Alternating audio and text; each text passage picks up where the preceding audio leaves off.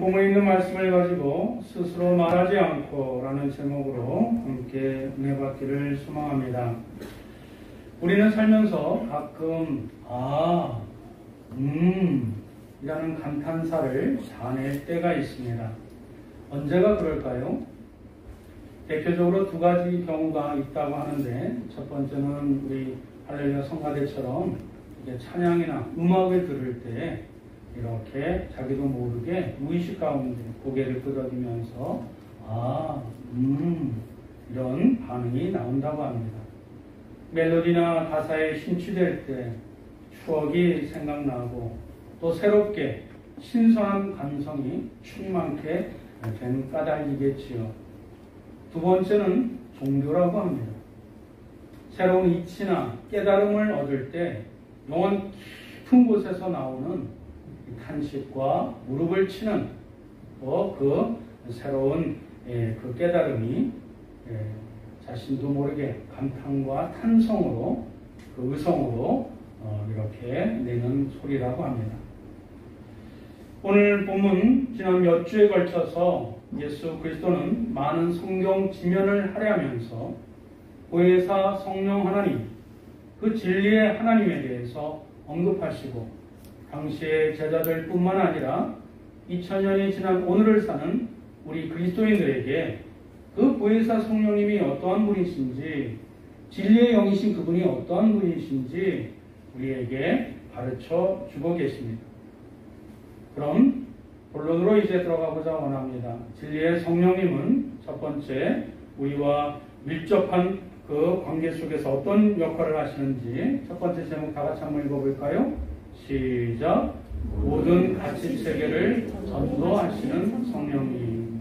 이때 전도는 여러분도 아시다시피 우리의 기존에 갖고 있었던 고정관념, 내가 붙잡고 있었던 어떤 편견, 이런 사상, 경험들이 뒤집어지는, 새로운 것을 이렇게 접하게 되는, 새로운 패러다임으로 전환하게 되는, 가치가 전도되는, 그렇게 하는 사역이 누구의 사역이다? 성령 하나님의 사역이라는 것입니다. 즉 진리의 성령님께 우리를 의탁하고 우리가 그분의 인도하심에 양심을 통해서든 말씀을 통해서든 우리를 이끌어 나가시려고 하실 때에 좀 끌려가는 한이 있더라도 순종하게 되면 나의 인생관과 세계관, 내가 움켜쥐고 있는 모든 가치체계가 이렇게 바뀌게 되는 사역. 누가 하신다고요? 진리의 성령님이 하십니다.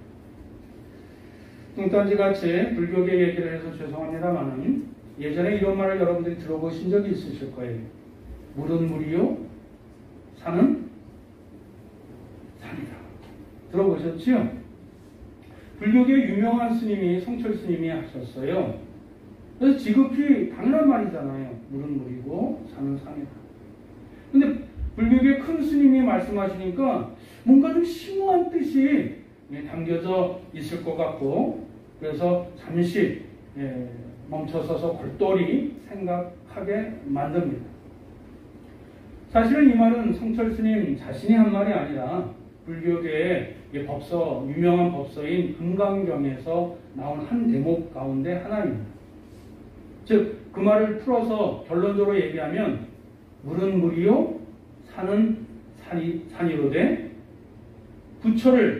부처님을 따로 어디에서 만날 수 있겠는가? 즉 이 말은 물속에서도 부처가 있고 산속에서도 부처가 있으니 법당에서만 이렇게 목탁 두드려서 이렇게 부처를 찾지 말고 이 세상 가운데서도 부처가 있다라는 그런 가르침의 맥락인 것입니다. 이제 그 내용을 좀 이해가 되시겠지요? 그러니 이 내용을 깨달은 자만이 1차적인 그 물질의 물이 이제는 그 안에서 물화일체가 돼서 그 물과 내가 하나가 되어져서 새로운 물이 되었으니 이전의 물과 새로운 물에 대하는 태도와 자세는 사뭇 다른 것이죠. 산도 마찬가지입니다. 내가 그저 이거는 단어로서 국어 단어 산이었지만 이제는 그 산과 내가 하나가 되어서 그 산에 대한 새로운 이 개념을 가지고 세상을 살아가는 것. 그것은 비단 물과 산뿐만 아니라 우리의 가정도 마찬가지고 우리의 일터도 마찬가지고 우리의 관계도 그런 가운데 서서 새로운 개념으로 이렇게 하나가 되는 그런 가치체계의 변화. 그러니 거기에 대한 내 태도와 자세가 달라질 수밖에 없지 않겠습니까? 이 금강경에 나오는 이 대목은 아주 중요한 말이에요. 그래서 불교의 소승불교가 대승불교로 전환되는 그런 아주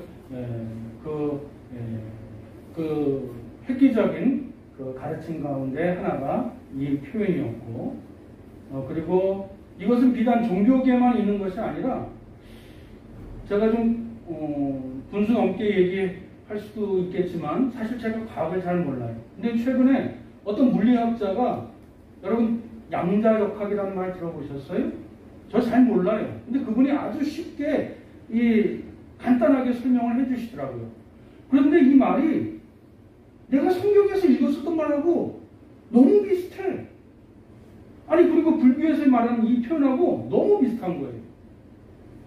제가 알고 있는 과학적 지식으로 그분이 해석한 것을 잠깐 설명을 드리자면, 지금 물리학에서 과학에서 최고의 지성이라고 학문이라고 일컬어지는 양자역학, 그것을 완전히 이해하는 사람은 없대요. 근데 거기에 핵심의 이론은 뭐냐? 모든 사물들은 작게 깨서 부시면 이 원자로 되는데, 이 원자가 결합되어져서 어떤 사물을 형성하고 에너지를 만들고, 이것이 또 파동을 일으키고 또 서로 역동적으로 변환이 되어진다. 사실 가장 간단한 것인데, 그게 뭐냐면 이 원자들이 모여서 이 노트북이 되고, 이 원자가 모여서 이 스탠드가 되고, 이 원자가 모여서 물이 되고, 이 원자가 모여서 피아노가 되고, 이 원자가 모여서 사람이 된다는 것이에요. 그러니까 원자가 집결 또 이렇게 분산 이런 것을 병행하다가 그러면서 자연으로 환원됐다가 다시 어떤 구체적인 사물이 되는 이런 역학을 연구하는 것이 양자역학인데, 지금 제가 불교계 얘기를 드렸었죠. 사실 우리가 인간이 썩으면 뭐가 되어져요? 자연으로 돌아가는 거예요. 그럼 불교에서 얘기하는 것처럼 내가 깨달은 어떤 인간의 어떤 한 개인이 자연의 한 부분으로 들어가는 거예요. 양자역학 물리학에서 인간이었었던 원자가 분산되어져서 자연으로, 흙으로, 아니면 또 다른 어떤 이 개체로 이 원자들이 이합집산되어 가지고 또 다른 형태를 만들어내는 거예요. 비슷해요, 안 비슷해요? 자, 그러면 오늘 12절, 13절 말씀 다시 한번 읽어보겠습니다. 시작. 내가 아직도 너희에게 이를 것이 많으나 지금은 너희가 감당하지 못하리라. 그러나 진리의 성령이 오시면 그가 너희를 모든 진리 가운데로 인도하시리니. 진리의 영이 하시는 일이 뭐예요? 너희들이 부분적으로 알고 제한된 지식과 그 상식들이 진리의 영으로 말미암아 어떻게 된다고요? 진리 가운데로 더 깊은 진리의 깨달음으로 인도하시는 분이 누구의 사역이다? 성령 하나님의 사역이라는 것입니다. 제가 목사 안수를 받은 지 23년 되었어요. 23년 전에 목사 안수식에 그 교계에 지원하신 유명한 목사님이 설교를 하시는데, 제가 다른 것은 기억을 못하는데 한 대목을 기억을 해요. 뭐냐면 목사 1년 차가 가장 교만하고, 그러니 겸손한 목사가 되라고 하셨던 말씀이 핵심의 내용. 그 말씀은 뭐지요? 목사는 안수받은 목사의 1차적인 목사의 목사는 맞으나 1년차 목사는, 갓 목사가 된 사람은 자기가 진리를 다 깨달았냐, 자기가 마치 진리를 소유한 양, 진리의 완성이 된 양 거만하게 두니 진리 밖에 있는 목사가 되지 말고 진리 안에서 가르침뿐만 아니라 네가 깨닫고 은혜 받고 변화된 말씀으로 증거하라는 그런 참 목사가 되라는 가르침 아니겠어요? 저는 그렇게 받아들였어요.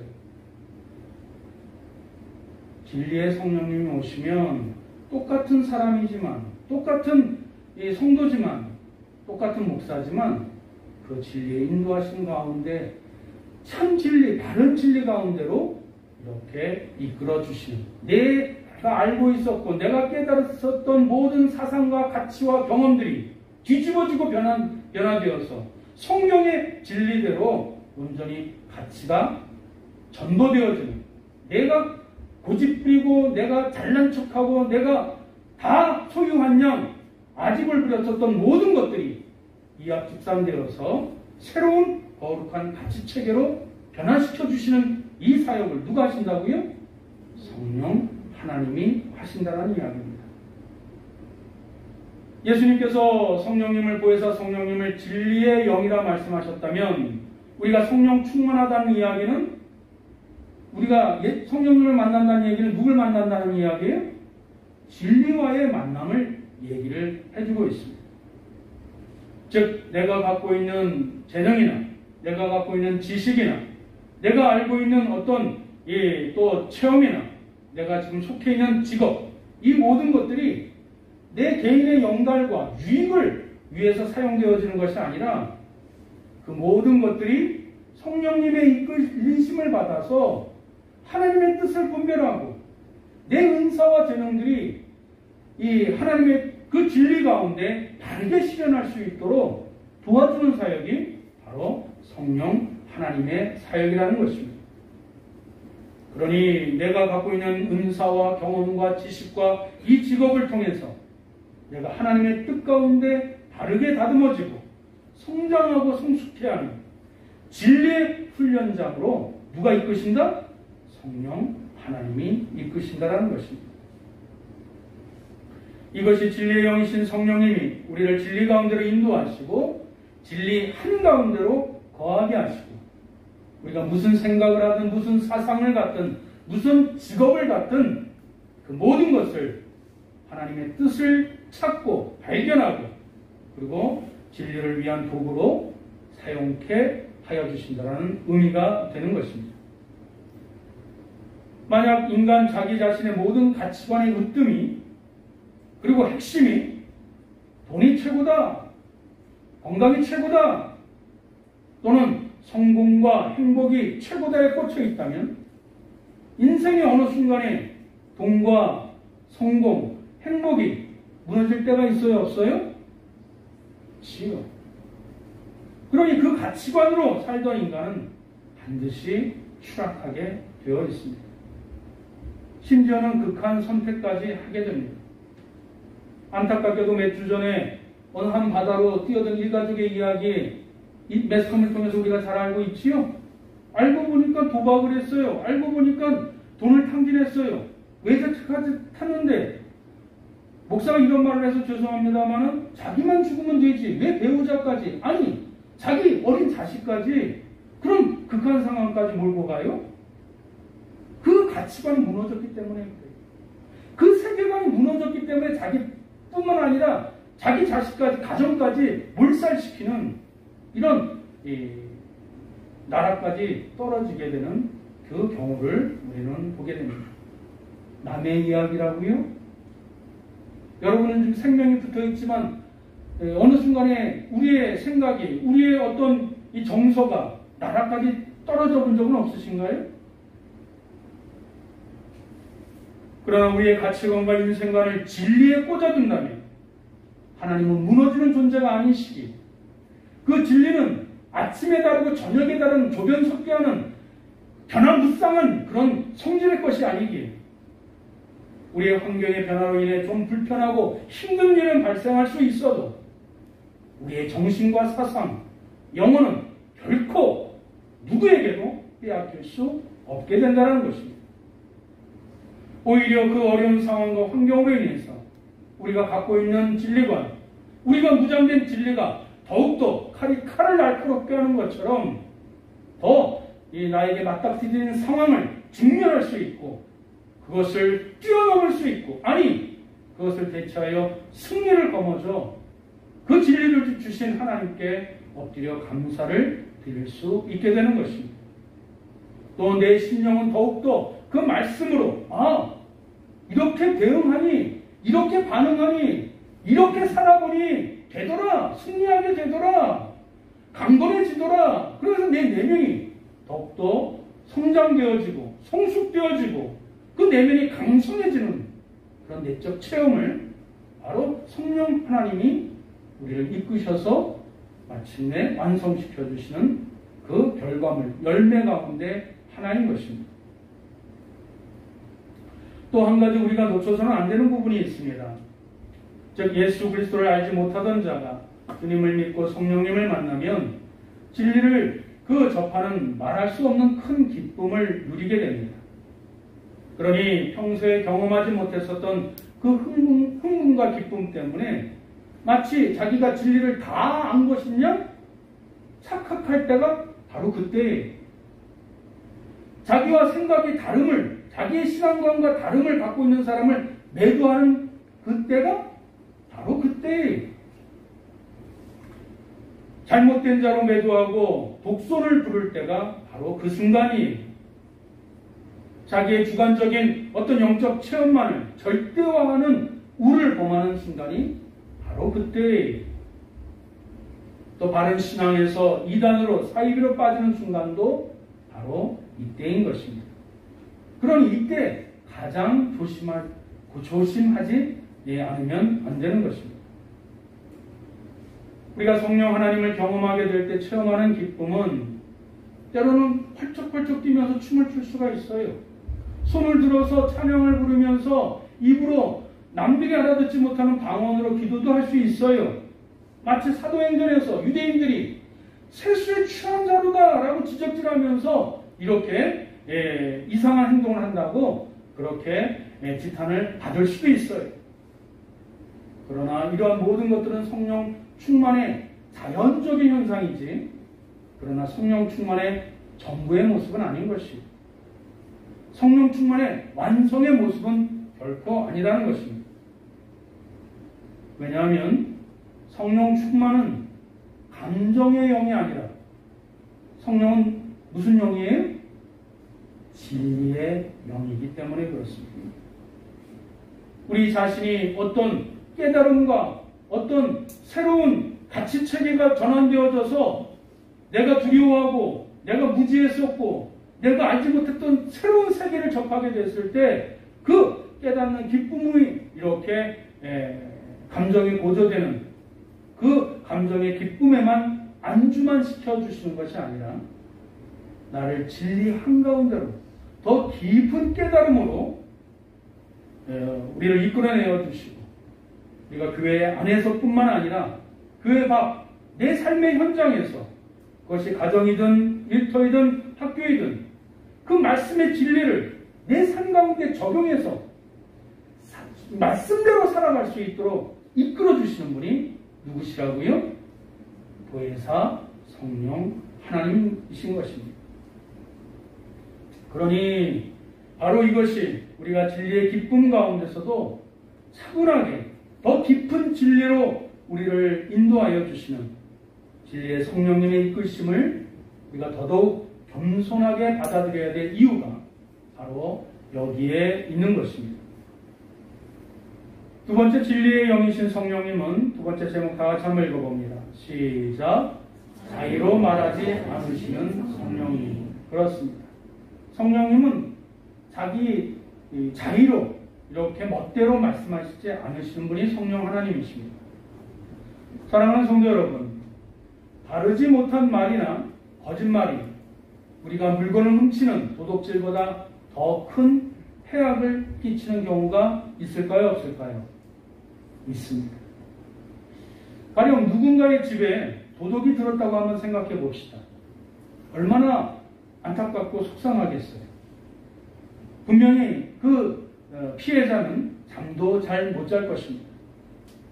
하지만 여러분들, 그 피해자가 도둑 맞았다고 자살했다라는 소식을 들어본 적 있어요? 아마 없을 거예요. 그런데 누군가의 험담을 듣고 누군가의 비난을 듣고 어떤 연예인이 그 인터넷 댓글에 이 악플을 듣고 죽었다라는 소식은 여러분들 들어본 적은 있으실 거예요.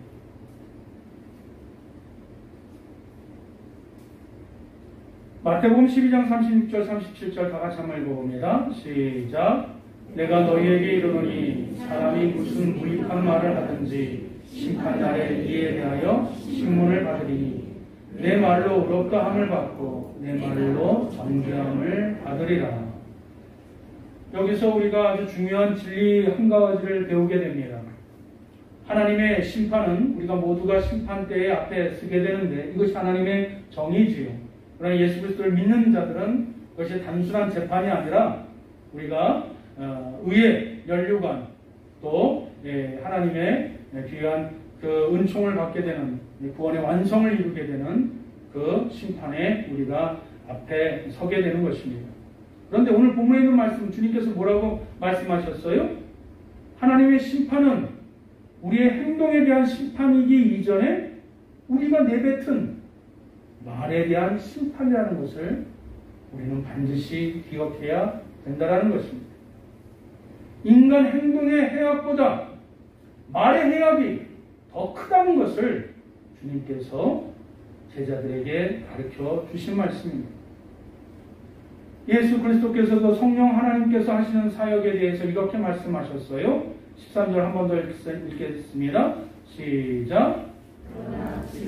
성령이 오시면 그가 너희를 모든 진리 가운데로 인도하시리니 그가 스스로 말하지 않고 오직 들은 것을 말하며 장래를 너희에게 알리시리라. 아멘. 예수님은 성령님을 가리켜 보혜사 성령님, 진리의 성령님이라고 소개하시고 그리고 성령님은 자의로 말하지 않는 분이라고 덧붙여 말씀해 주셨어요. 그럼 우리가 성령 충만하다라는 표현은 어떤 표현일까요? 감정용으로 충만하다는 것은 결코 아니라는 것 이제 아셨죠? 그러면 성령님을 충만하다, 성령 충만하다는 얘기는 성령님의 특성대로 우리가 신앙생활하는 것 아니겠습니까? 성령님이 자의로 함부로 얘기하지 않았다면 성령 충만한 성도도 어떻게 해요? 함부로 얘기하지 않는 사람. 이렇게 해석해도 될까요? 자의로 함부로 얘기하지 않는 사람. 즉, 내 안에 무엇이 채워져 있느냐? 그것으로 끄집어내어 표현할 줄 아는 사람. 그것이 크리스찬 아니겠습니까? 그러면 성령님이 하나님의 말씀으로 들은 것을 말씀하신 분이시라면 크리스찬도 그 안에 담겨져 있는 것으로 말하는 사람들이 크리스찬이라고 결론 지어도 되겠지요? 그래서 이렇게 말씀하고 있습니다. 우리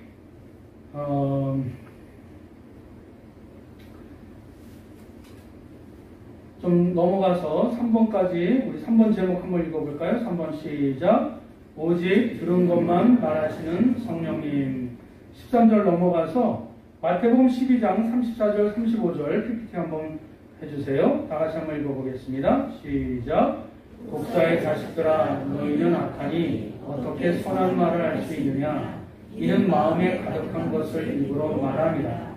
선한 사람은 그 쌓은 손에서 선한 것을 내고 악한 사람은 그 쌓은 악에서 악한 것을 내느니라. 지금 2번과 3번을 이어서 계속 말씀을 드립니다. 성령 하나님은 스스로 말씀하지 않으셨어요. 들은 것을 말씀하셨는데 그 들은 것은 무엇일까요? 하나님의 말씀이죠. 성령님이 무엇을 들으셨겠어요?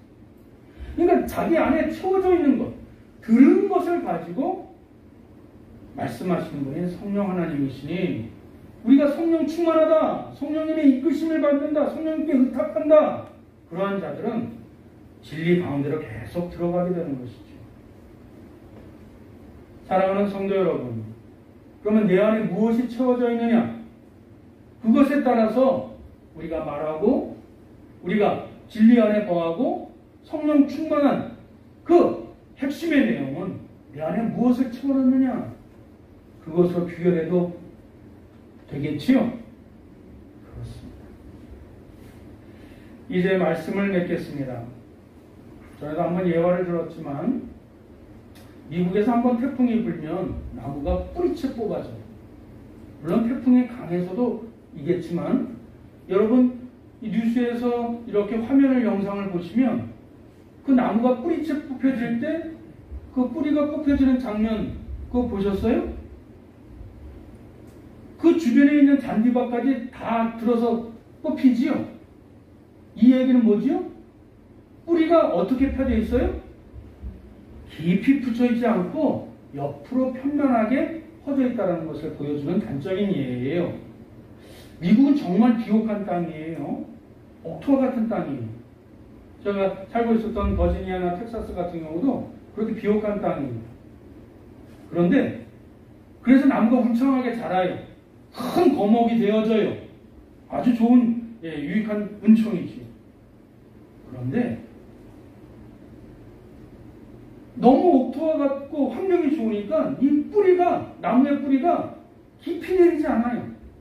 조금만 뻗어도 자양분을 뽑을 수 있으니까 조금만 그냥 이렇게 살짝 뿌리를 내려도 비옥한 땅에서 많은 것을 흡수할 수 있습니다. 나무는 무성하게 자라요. 그런데 태풍이 불면 뿌리채 뽑혀져요.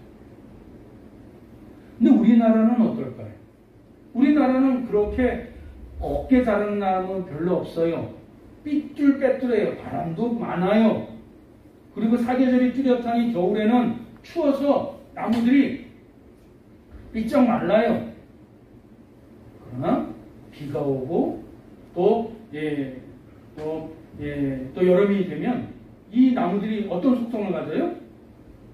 조금이라도 물을 흡수하려고 조금이라도 이 바람에 버티려고 뿌리를 깊이 내려요.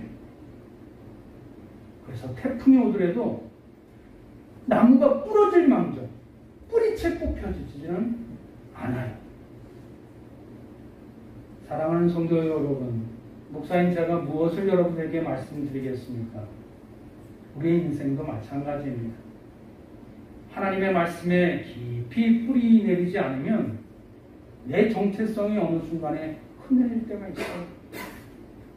우리가 항상 성공해요? 우리가 항상 승진해요? 우리가 항상 잘 나가요? 우리가 항상 부유해요? 우리가 항상 건강해요? 아니에요. 그런 순간에 내 정체성과 내 자아가 뿌리채 뽑혀지지 않으려면 내 영혼이 영원한 하나님의 말씀에 깊이 뿌리를 내려야만 사는 것입니다. 그리고 이왕 하나님 말씀을 믿을 바에야 좀 더 진리의 깊은 곳으로 들어가야 되지 않겠습니까? 강가에서 호숫가에서 깨작깨작 되시겠어요? 진리의 깊은 바다로 들어가서 이 세상이 어떻게 돌아가는지 하나님의 시각으로 나의 인생, 내가 닥친 상황, 내 조국과 내 교회와 내 가정의 지금의 상황을 하나님의 말씀으로 분별하고 다르게 대처하고 살아가는 죄악의 유혹과 그런 험난한 이 멱살 잡힘에 우리가 굴하지 아니하고 더디 가더라도 의연하게 갈 수 있는 진리 한가운데로 우리가 걸어가야 되지 않겠습니까? 고린도후서 1장 20절 마지막으로 함께 다 같이 한번 읽어봅니다. 시작. 하나님의 약속은 언제든지 그리스도 안에서 예가 되니 그런즉 그로 말미암아 우리가 아멘하여 하나님께 영광을 돌리게 되느니라. 아멘.